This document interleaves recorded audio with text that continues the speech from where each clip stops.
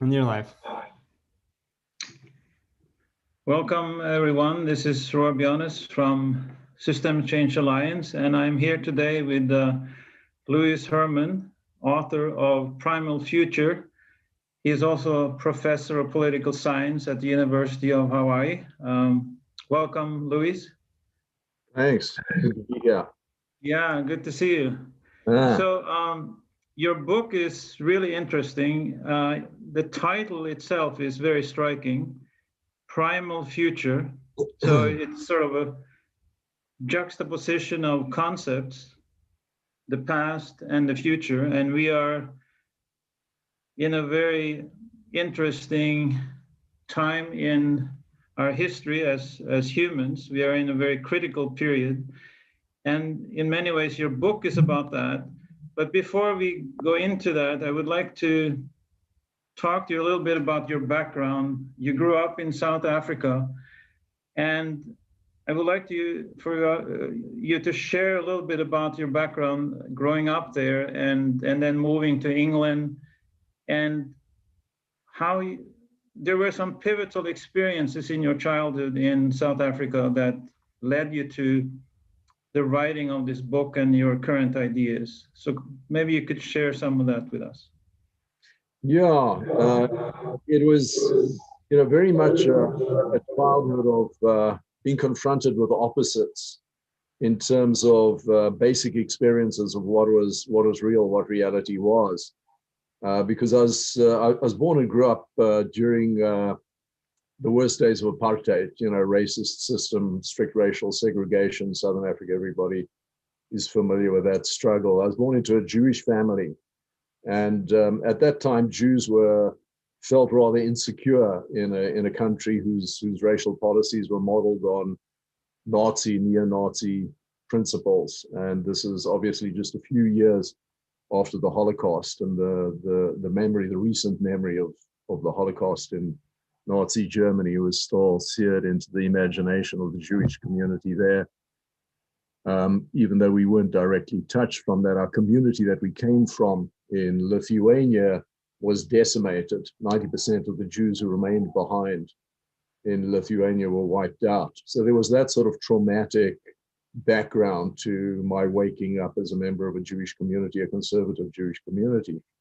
But at the same time, I was, Jews were regarded as white, even though at some point there's some discussion as to whether they should be fully white. And so I had a relatively privileged upbringing and had access to incredible nature immersion experiences, miles of deserted, beautiful bushline beach, and access to, there's a herd of wild elephants about an hour outside Port Elizabeth where I grew up, and we would go and visit them on weekends. And, it was possible. My imagination was fired by what Africa was like before European contact. And I also had extensive contact with also Black culture.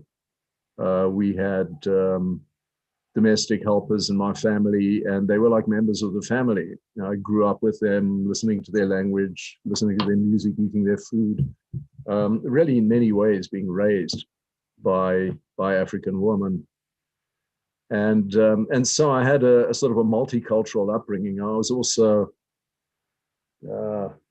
I guess, inoculated against obedience to authority by the fact that the ruling regime, the apartheid regime, the Afrikaner apartheid regime of South Africa, was clearly morally compromised.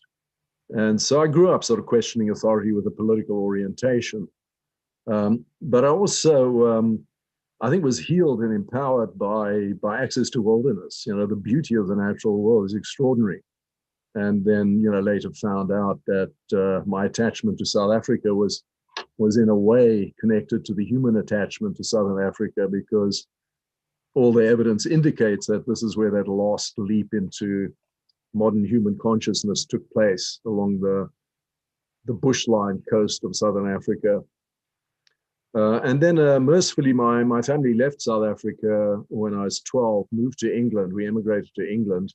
I became an English citizen, and I got an immersion in a relatively liberal culture. This was, England during the days of the Labour government, a lot of spending on education. We moved to Cambridge.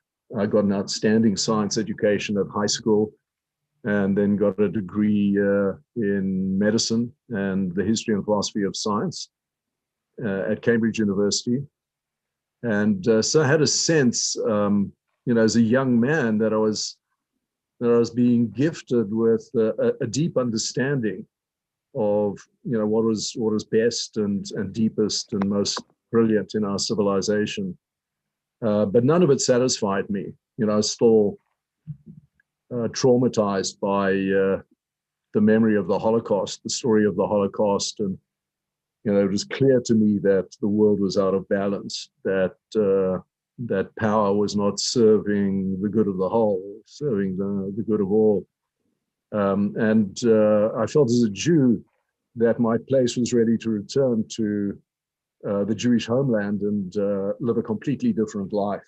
So after university, I gave up following my career into medicine, moved to Israel, inspired by the vision of kibbutz Zionism, joined the kibbutz, then volunteered for the military, and had a rude awakening with my participation in the Yom Kippur War of 1973, which sort of woke me up to the fact that despite this long 2,000-year history of Jewish connection to the biblical promised land, there were indigenous inhabitants of the land, Palestinians, and the Arab surrounding Arab nations. And there was a contradiction there, which I felt impelled to resolve. So after the war, I went back to school, giving up a science career, and started studying political philosophy at the Hebrew University, and asking really the big questions. How could these things happen? Why was warfare endemic? Why were societies, racked by inequality and oppression and racism and injustice? And these questions became the center of my life, intellectually and professionally. And then I had another out of the cave experience, if referring to Plato's cave, where our view of reality is sort of shaped by our experiences growing up, coming into consciousness. And leaving South Africa and going to England was one dramatic exiting of a cave of ignorance into a completely different world. And moved to Hawaii. I got an opportunity for sponsorship at the University of Hawaii to finish my PhD, and came to a completely different culture with no direct connection to Israel, my Jewishness, South Africa, confronted with an island population which was, 1/3 Asian, 1/3 Polynesian, 1/3 American Caucasian. And living in this environment where you have access to nature, to wild ocean, mountain, every day. And it just proved a very fertile place for developing a planetary perspective and getting deep, big answers to these questions. How did we get into this mess? How do we get out of it? And my work has really been along those directions since. Yeah. So that's one of the central questions in your book, so to speak, Primal Future. This question, where do we come from? How should we live? And you spoke a little bit about the San Bushmen, that you had some contact with them, and you came to realize that we are all Africans, so to speak. And this is, of course, something that geneticists like Dr. Spencer Wells has concluded, that we all came out of Africa. And you basically grew up in that area in South Africa, from where literally modern humanity started.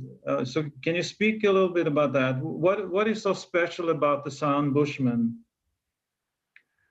It was really interesting, because when I went back to South Africa after living in Hawaii, I've been in Hawaii most of my life, I'd go back and I'd return to Hawaii incredibly homesick, and it would drive me back to South Africa every time. And I just resonated with the environment, the natural world of South Africa in a very intense way.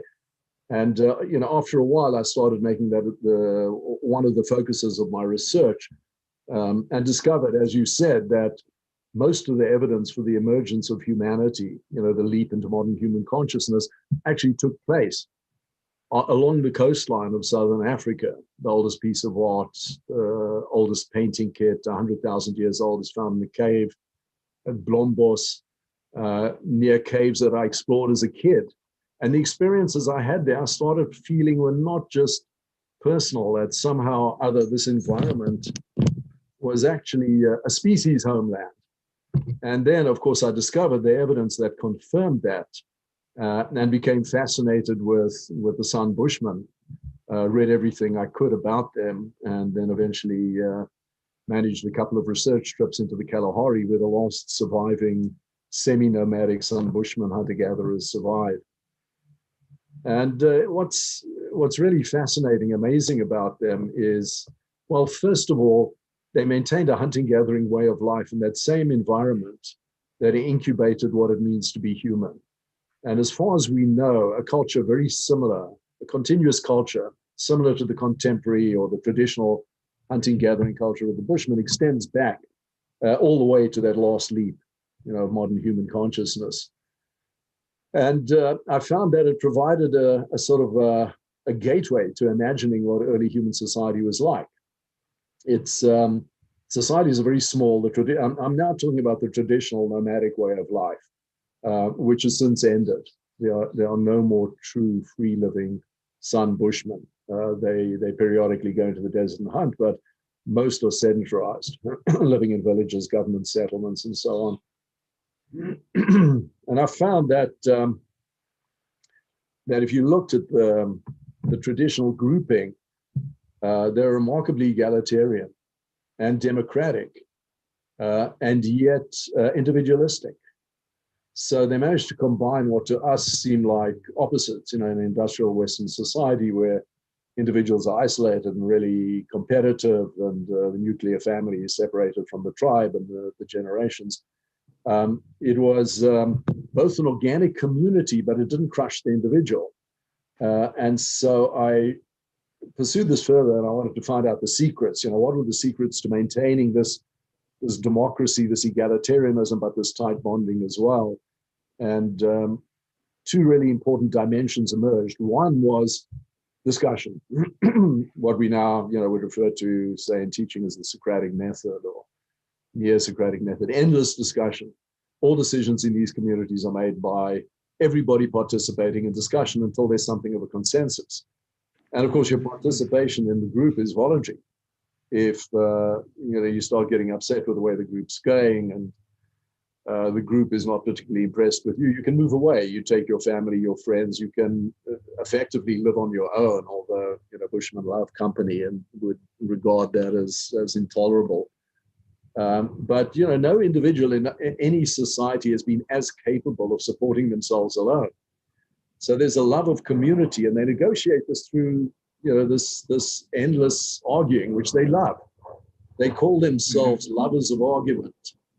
And that reminded me very much of my own Jewish community and the kibbutz culture that I grew up in, where all decisions were made collectively and democratically through endless discussion. The other thing that I found that was particularly illuminating and interesting is that everybody's in charge of the collective cosmology. Everybody has their own version of the creation stories that identify the place of the human in the natural world. So the Bushmen created creation stories or trickster stories, and there are a whole range of them. But everybody's allowed to tell it in their own way. It's not as if it's imposed, top down. And then this whole, sort of political order that's based on discussion and storytelling is supported by a community where caring and sharing is institutionalized, and egalitarianism is institutionalized. So, for example, you would think that the successful hunter would be the most powerful person in the society and call the shots or be the leader. The opposite is the case. When a hunter kills a big animal and brings it back to the community to be shared, the animal doesn't belong to the hunter. If the hunter kills the animal with a poisoned arrow, the meat is shared by the person who owns the arrow. and arrows are traded. So, a hunter can go out, can run down a kudu, can chase a kudu for 4 hours, in the midday heat of the Kalahari sun, and bring back, food that'll last the group for a couple of days. But the person who gives it up could be an elderly woman, it could be a young person, it could be a man too old to hunt. And this way, you don't get established hierarchies of political power based on economic contribution. It's basically the principle of the ideal communist society, from everyone according to their ability to everyone according to their need.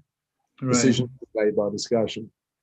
I found a whole bunch more. I mean, there's, I wrote a couple of chapters about lessons that we can learn from the sun, but these are some of the basic ones. Yeah, so this is very interesting because as you just noted, some of the ancient cultures were very peaceful, and then we have other cultures. For example, the book One River by Wade Davis, where he met the Waorani Indians in South America. They were very violent. One young man probably had killed 10, 15 people by the time he was 30. And so what do you think is the difference between the fact that some of these ancient cultures were very peaceful and others were quite violent? Is it due to the cosmology, the mythology? What is it you think that makes this difference? I think this is where the big story, the new understanding of the human story evolving out of an earth can really help us, because what the picture that emerges is that the original hunter-gatherer society had no reasons for warfare. They weren't after property. There was plenty of land. The earth wilderness was bountiful. There's pressure on populations. There's pressure on survival as the planet globalizes. And this becomes acute around 10,000 years ago with the Neolithic Revolution, 12 to 10,000 years ago. And it seems as if human beings were forced into that. It was not a happy decision. All the evidence from paleoarchaeology is that the humans who lived in these early agricultural societies were worse off. They were not healthier or stronger or lived longer. But the domestication supplied more calories, more food. So you have population explosion. Once you committed to a piece of land, there's a motive to defend that land. And so we find warfare becoming endemic in civilization with the beginning of the classical civilizations, maybe 5,000 years ago, with the great agricultural riverine civilizations of Asia and North Africa and Europe.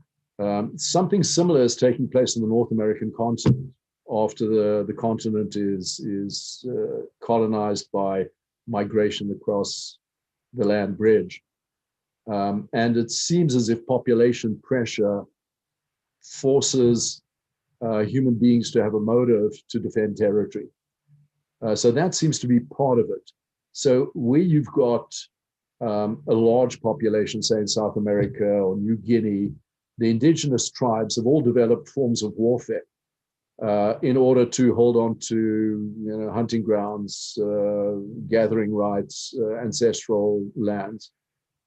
But the warfare is often constrained. For example, among the Plains Indians, there were ethical constraints on killing the enemy in order to maintain the area that you needed to survive.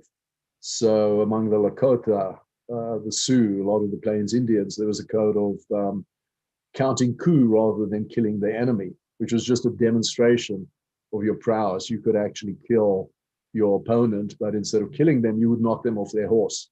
You would count coup, and it would be a demonstration of intimidation rather than mass murder.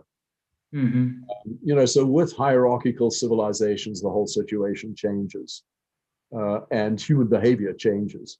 But what is really helpful to us is to understand that in terms of our basic wiring, the human animal seems to have been hardwired for cooperation as much as conflict and competition. Mm-hmm. And that competition, conflict, violence emerges with humanity getting out of balance with wilderness, with nature. And then, of course, we can extrapolate up to the present. intensifies with the development of a global market and with the Industrial Revolution and imperialism, colonialism, as the human population explodes and this trade becomes globalized. And there's a motive to control, foreign territories, first world, third world, and so on. Right. So part of your story, Primal Future, part of the research and the writing in your book is about looking back into the history, learning from that. So that is definitely an important part of the project. And at the same time, there is a cosmological story, a new universe story, so to speak. Brian Swim and Thomas Berry wrote a book some years ago, The Universe is a Green Dragon. And I guess Thomas Berry was kind of one of the forerunners in this kind of thinking that what we need to do today is to blend science and this sense of the universe as a mysterious, awe-inspiring place, and that we are all a product from that. We are all stardust, so to speak.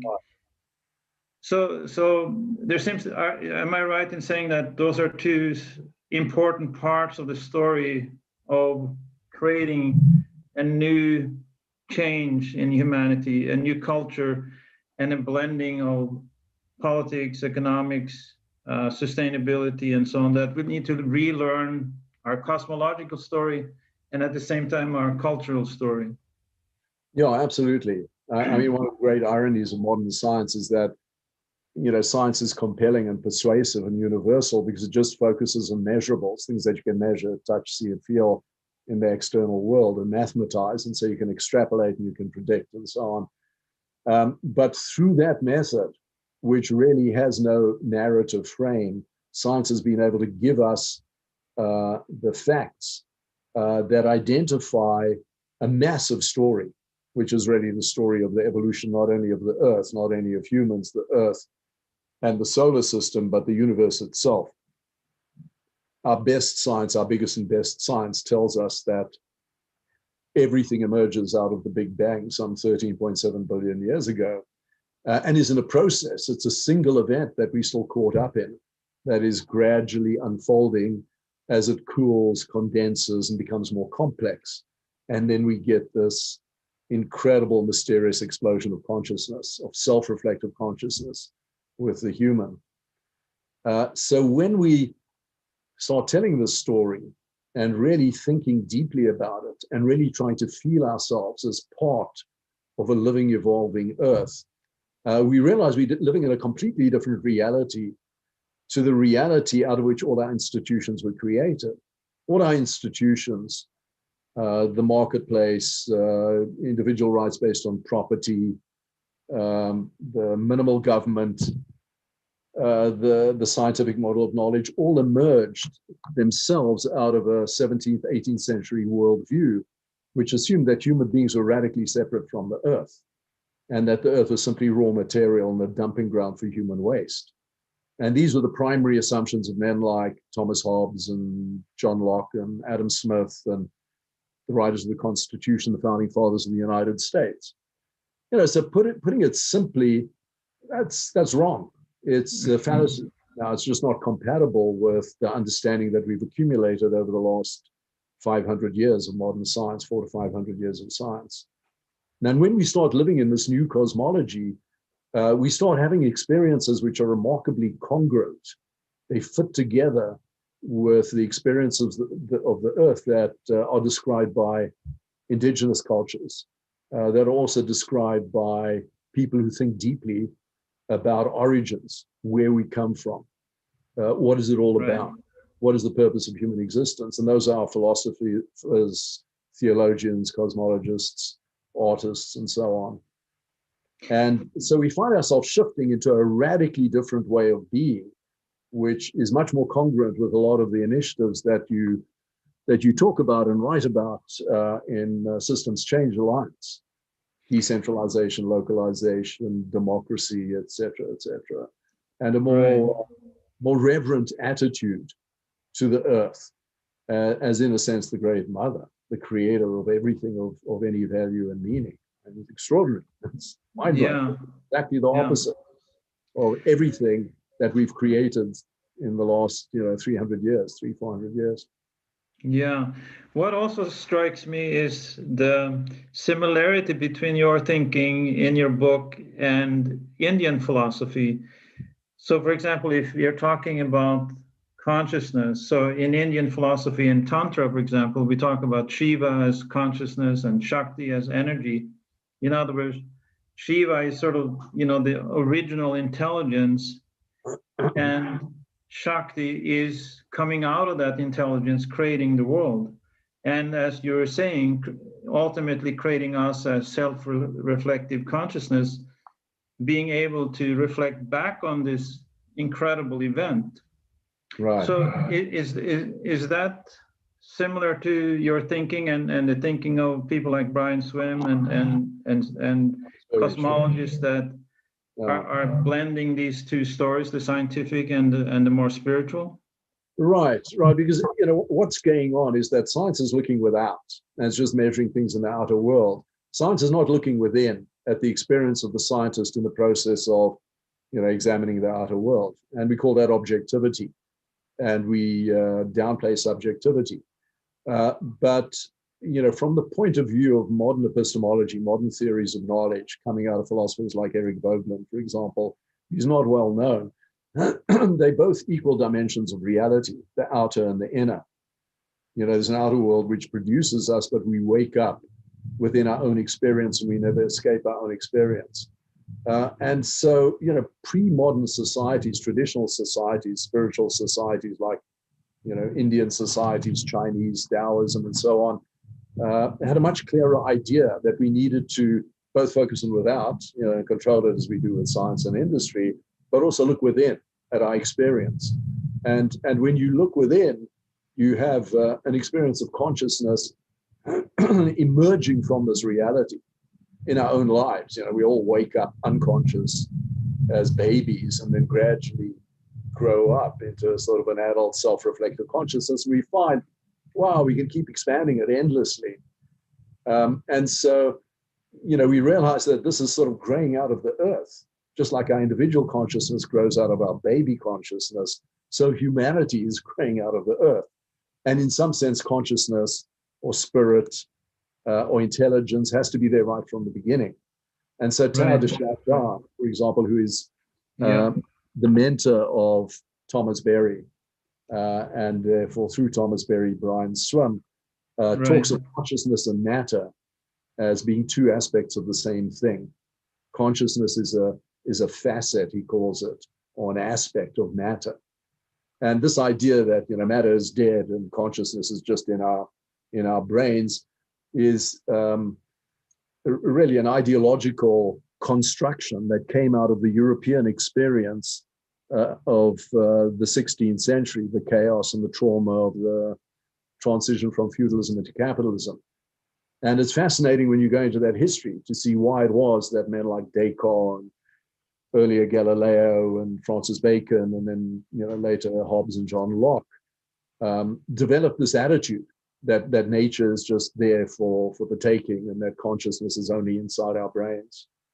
And you can see it as a projection. It's an ideology. It's a secondary reality. It's created by us. that a far more grounded starting point is that we're both inside and outside of reality. So that split of consciousness, that objectifying of reality is the beginning of the disaster that we're not now experiencing. Is that what you're saying? Yes. Yeah. It's also the glory of what we're going through now. So we can't just talk of it as a curse. I mean, this is the Garden of Eden story, where Adam and Eve essentially wake up in self-consciousness. And in the Bible, in Genesis, it's identified with the agricultural civilizations. But I would push it back, through our understanding of human evolution, to that original leap that occurred in Southern Africa, we believe, about 100,000 years ago, where human beings woke up with the help of domestication, the taming of fire, through language, eventual development of culture, with the capacity to separate themselves in the dimension of consciousness from reality. And this creates a realm of freedom. And what freedom means is good and evil. Freedom has no meaning or value unless you can make choices that are either better or worse. So that is really the birth of humanity into a realm of religion, ethics, politics. And it occurs obviously earlier. The Bible was an intuitive, sort of metaphorical telling of an event that occurred, I believe, I understand, tens of thousands of years earlier. And so in a sense that starts then, but then it gets intensified as you reconstruct the history of humanity. So you can see that the separation becomes intensified and deepened through trauma. The Neolithic Revolution, the classical civilizations based on slavery, domination, hierarchy, and so on, and then formalized in its most extreme form with the philosophers of industrial capitalism. Mm-hmm. So in other words, dualism, good and evil, is part of that development, and as you said, it's both glorious and evil, and that is in many ways, how we could characterize modern society. We had not too long ago, as you mentioned earlier, the Second World War, which was brutal and killed millions upon millions of people in terrible ways. Right. And at the same time, we have developed so many positive things in modern society as well.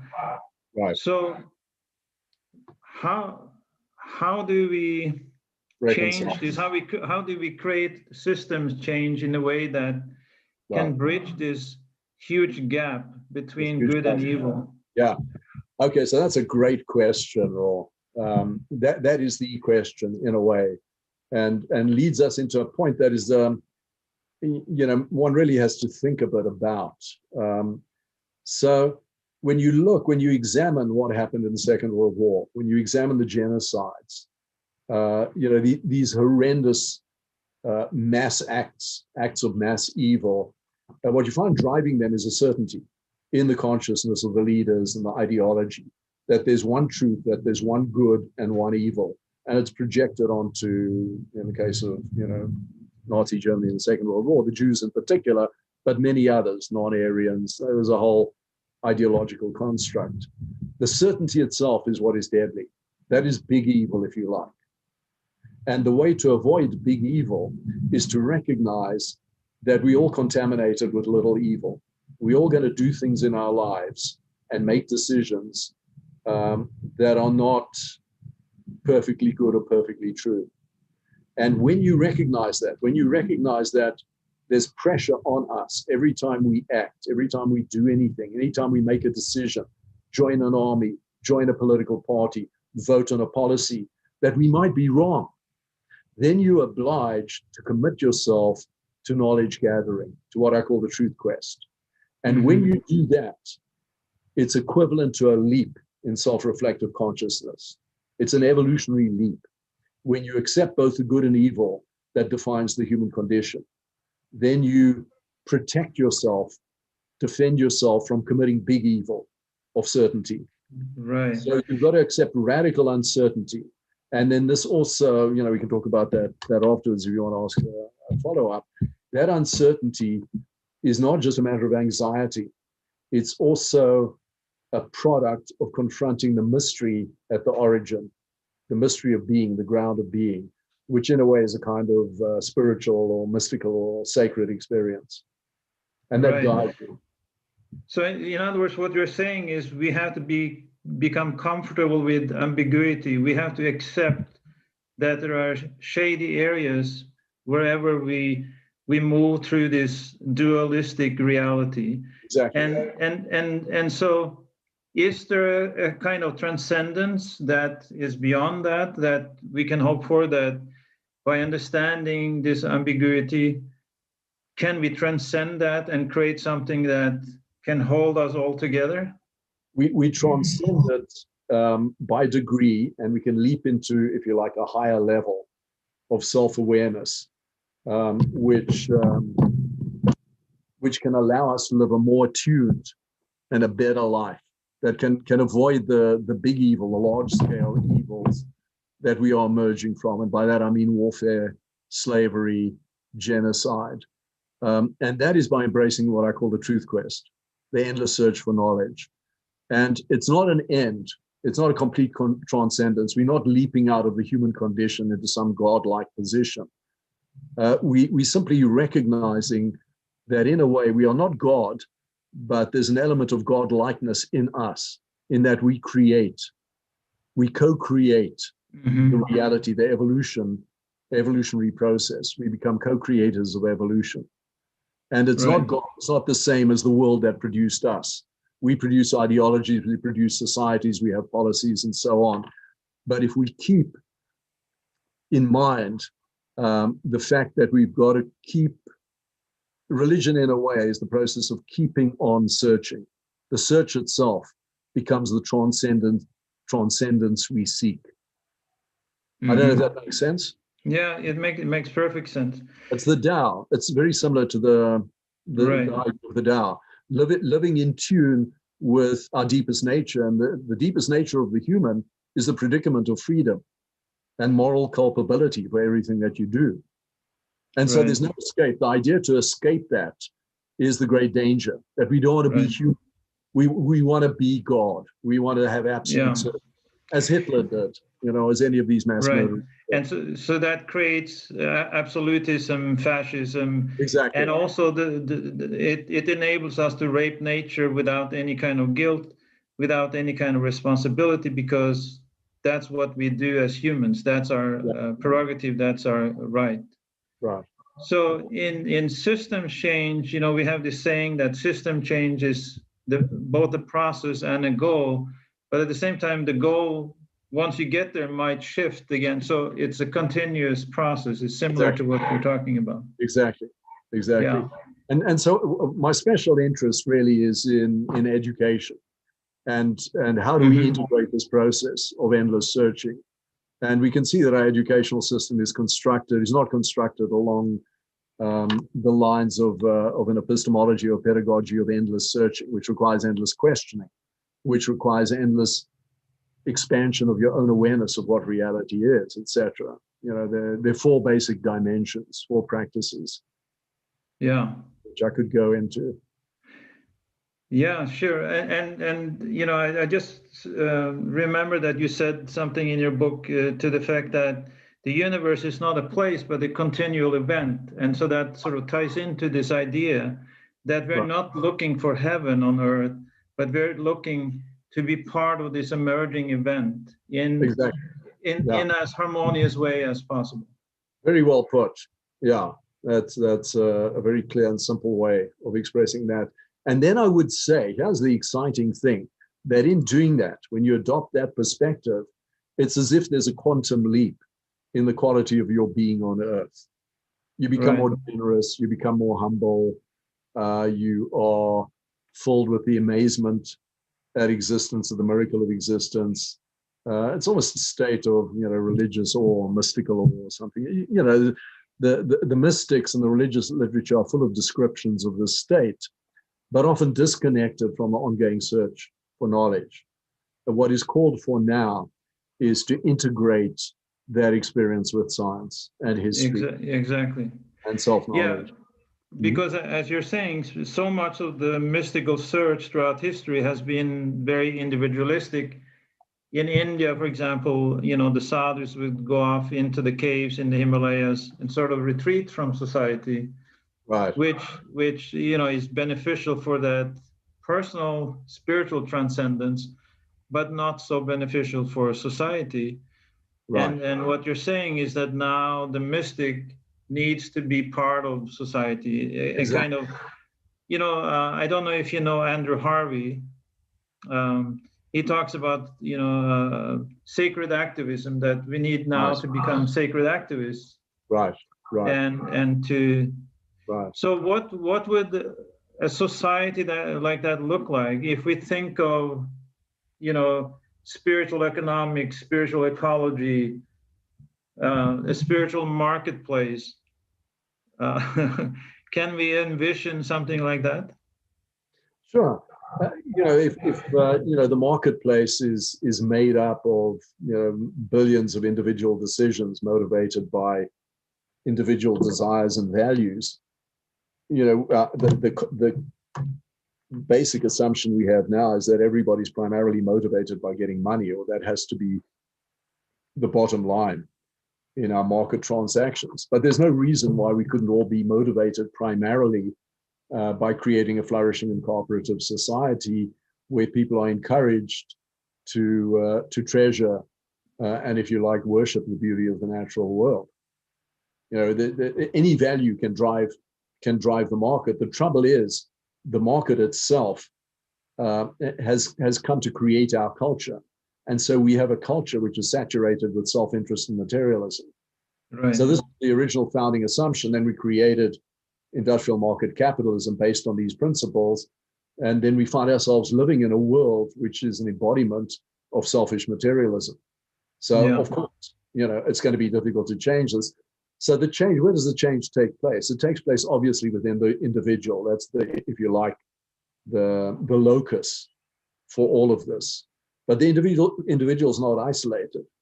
It's also got to be in community transactions. So, what is needed is individuals pursuing, as the sadhus, their own self-purification, but doing it in collaboration with others, in collaboration with the democratic community, realizing that if you just go off and think that you can find truth on your own and have, an infusion directly from God into your brain, and then you can tell everybody else how to live, you fall into another kind of megalomaniacal delusion, that what you actually need is engagement with other people who have their own paths to God, if you like, or their own paths to the ground of being.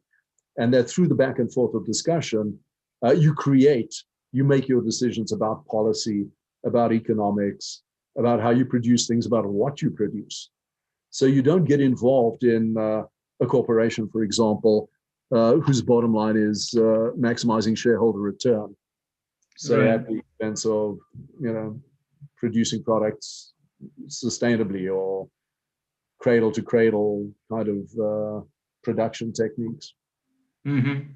So how do you think that kind of a system change can take place? Because we're talking about the need for massive change. Right. So you and I are sitting here now talking about this. Right. We agree on this, that it's a good thing. Right. And there are in many ways thousands, maybe millions of people thinking similar thoughts today. Right. Right. But at the same time, we are sort of on a course towards massive extinction of species. We are plundering nature at a greater level than ever. Concentration of wealth is higher than ever, and so on and so forth. Right. So go on, sorry. Yeah, so what can we do to change this? So, you again, the simple formula is you do what you can with what you have. But I think surveying the landscape, for example, looking at the material, those really inspiring articles and talks that you have on Systems Change Alliance, David Corden's work, Richard Heinberg's work, community building, the ideas of Buen Vivre, the good life. What I think is most needed at this point is an understanding, a better story of how we got into this mess. I don't think that's in place. I think that's the element that is least developed and that is least understood. And this is where I'm directing most of my efforts, is to tell a better story, to tell a story which explains that, in a way, most of what's wrong with the world right now is a product of a creation that took place primarily in the 17th and 18th century in Western Europe. And it came out of a human experience of West European men, essentially, who had gone through centuries of unbelievable trauma, famines, plagues, wars of religion, the 100 Years' War, the 30 Years' War, the witch trials, inquisitions, and on and on and on and on. It was a traumatized understanding of reality. It wasn't the understanding of reality that we have now. And then you start telling the better story, which explains why Western Europe was, if you like, the inventor of guns, germs, and steel, to use Jared Diamond's title. But goes further back and explains what the human being is doing on planet Earth. And the 17th, 18th century philosophers made assumptions about that But they were ridiculous. They were uninformed. They knew nothing of anthropology. They knew nothing of mass extinction. They knew nothing of evolution. They knew nothing of ecology. They're, in a way, operating in a very constricted, impoverished reality. And my belief, my conviction is that this story, the more you construct your own story, incorporating as much of this stuff as possible, the more it becomes obvious what you've got to do. So eat low on the food chain. You don't support, you don't get involved with, the corporate plunder of the planet, basically. Mm-hmm. You walk away, as David Corton says, you walk away from the emperor. The emperor and the military dictators have zero power if no soldiers will follow them. Those soldiers are all operating on a story in their heads that's been planted there since childhood. We have access through culture, through what you're doing, through podcasts, through books, through movies, and through your own example and your own actions of telling a better story, telling a truer story, a bigger story that offers what all the religions of the past offer, but more, because it's planetary this time. It's not just the story of the subcontinent of India or China in the 6th century, or Socrates and Plato in the 4th century Athens, 3rd century Athens. It's a story that brings it all together and allows you to relate to it in terms of your own personal experience where you are, me in Hawaii, you in North Carolina, or wherever you are. Mm-hmm. Yeah.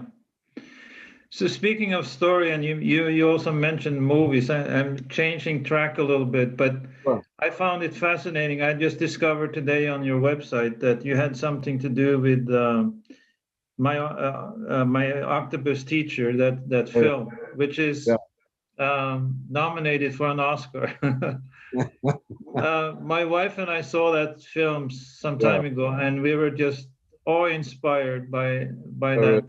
Yeah, it's such a wonderful story. And you also talk about this concept of rewilding. Is that what is happening to Mr. Foster in that film? Is he rewilding himself?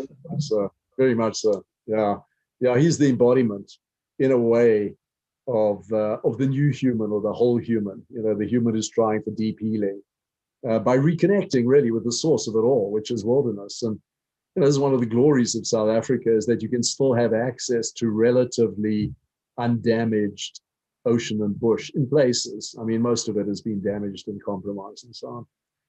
Mm-hmm. And Craig is an extraordinary man, Craig Foster. I've known him for the last 20 years.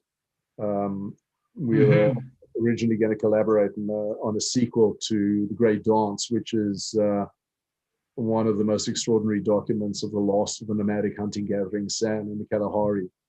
Yeah. And so he had a deep connection with the San, lived with him for 2 years. But, of course, through benefiting from science and technology and these incredible cameras, he's been able to take an experience which was so localized and so specialized, very few humans can have that experience, and offer it to the world in a way that motivates people and changes people. Fall in love with an octopus, we can fall in love with the planet. And clearly, people who are planning to leave a trash planet behind and move to Mars are not in love with the planet. They don't get it. Right. These absurd fantasies of people like Elon Musk, hold your respect, that we can, live encased in the sterile machinery of our own cleverness. Yeah, so it seems that's part of the secret here, is that we need to preserve wilderness, so to speak, large swaths of the planet. And David Attenborough, in his one of his recent films, was making an example, pointing to the fact that so many of the fishes in the oceans are going extinct. Right. But then he said, if we were able to set aside a certain portions of the ocean for about 10 years, we would basically replenish all of the oceans. Right. And so that, to me, you talk about cradle to cradle, ecology and industrial ecology and so on. So it seems in many ways that we have a lot of the knowledge needed, but we're not putting it into sort of, a global system that is making the changes. Right, right. So do we need to have a more severe crisis in order to get there, or what do you think? No, I think we want to avoid anything more severe than what we're going through right now, because I think the damage is close to terminal. I don't think we have very much time left. Yeah. My gut feeling, my intuition is that, we're looking at the next 10 years to turn this whole thing around. And so we're talking about a cusp change, a rapid leap in consciousness and understanding. And I think just seeing clarity, waking up is really the most important thing that any individual can do and any organization can promote, is the process of waking up to this big story, but not just the present. It's essential that we have an understanding of our existence in time, because we are part of a process that's 13, almost 14 billion years old, that produced us and that produced our capacity to destroy the biosphere. And so we have to ask ourselves, why? What does this mean? What is the destiny of the human? And it is, if you like, we could say the only game in town, because if we don't get this, we've got nothing.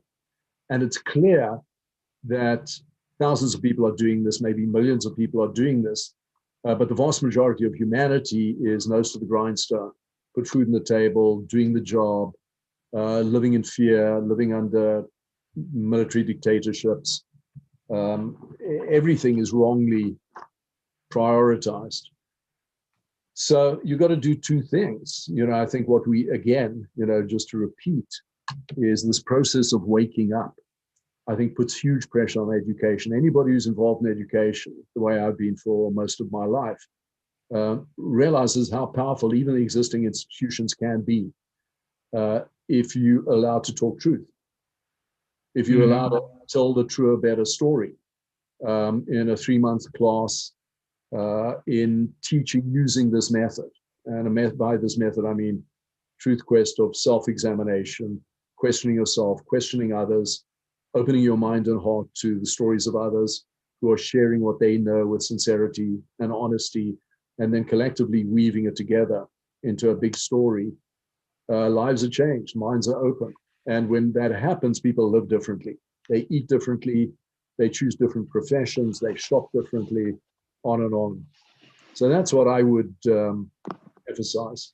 And of course, all the other work that is being done is essential. The people who are exploring appropriate technologies and policy initiatives, the Green New Deal, the Gutes Leben in Germany, these are all crucial parts of it. But what is most missing and most urgently needed to have a rapid change is, I believe, a new cosmology, a new big story, a new cosmic story that replaces the passion that is currently squandered on these failed religions. Right. So if using that metaphor, so would you say that the great split that happened in the 17th century with Hobbes and Locke and Adam Smith and so on, so was it that they came up with a new story? Is that exactly. Is that... Exactly. I mean, we're living in a 17th and 18th century cosmology. Yeah. Which even then, in the 17th and 18th century, was massively deformed. But it was functional. It created modern science, it created industry, it created factories, all our genius technology, but at tremendous cost, because it replaced ethical and philosophical and moral thinking in politics and economics. It deformed it. And so currently, those issues are off limits in our educational system, in sort of state education and state colleges. So we're basically living a failed story, a limited story, and we need to recreate that story. Exactly. And it's very hard to disengage from the present without having that new story, that bigger story, because that bigger story shows you the way, it's illuminating. And all the facts are there, all the information is there, and it can be understood. You don't need a PhD to understand this. On the contrary, PhDs often get in the way, because in order to do a PhD, you've got to specialize and you've got to compartmentalize. Right. So it's often the amateur that gets it, but of course has no authority in the educational system. So, it's again educating a new generation of people specializing in generalizing and getting the basic contours, encouraging everybody to be a philosopher, their own guru, their own cosmology is really the imperative. So how close would you say we are to the people with the scientific, rational mind, objectifying mindset, today being ready to accept that kind of a story, your story, Thomas Berry's story, Brian Swimm's story?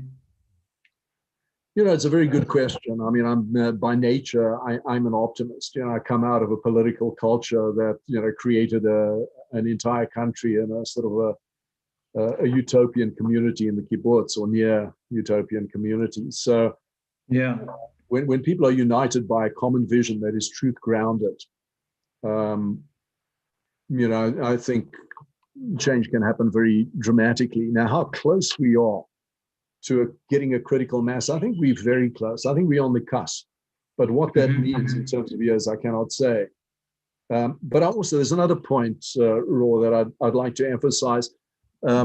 It's really important to empower individuals. I don't think the individual human being has ever had more power potentially to influence mass culture, to change the course of society than we have now.